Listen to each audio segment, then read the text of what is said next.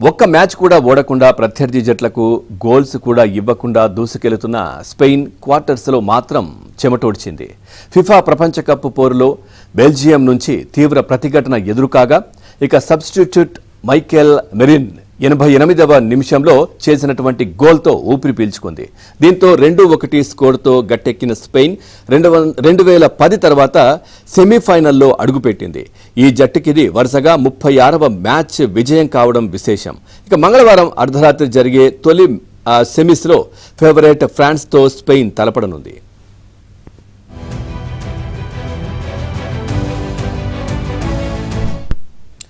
విజయాల కన్నా వివాదాల్లో ఎక్కువగా నిలుస్తున్న డిఫెండింగ్ ఛాంపియన్ అర్జెంటీనా మరో కీలక సమరానికి సిద్ధమైంది.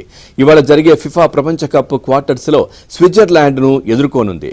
కెప్టెన్ లియోనెల్ మెస్సీ అసాధారణ ఆట తీరుతో ఇప్పటికే అర్జెంటీనా టైటిల్ పోటీదారులను వెనక్కి నెట్టేసింది. కానీ నాకౌట్ దశలో తమకన్నా బలహీన జట్లు అయిన కేప్ వెల్డ్, ఈజిప్టుల నుంచి గట్టి పోటీ ఎదుర్కొని గట్టెక్కింది.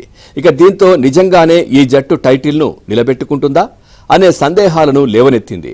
ఇప్పుడు 2 సార్లు ఛాంపియన్గా నిలిచిన స్వీప్ ప్రత్యర్థి కానుండడంతో అర్జెంటీనాకు సిసలైన సవాల్ ఎదురుకానుంది.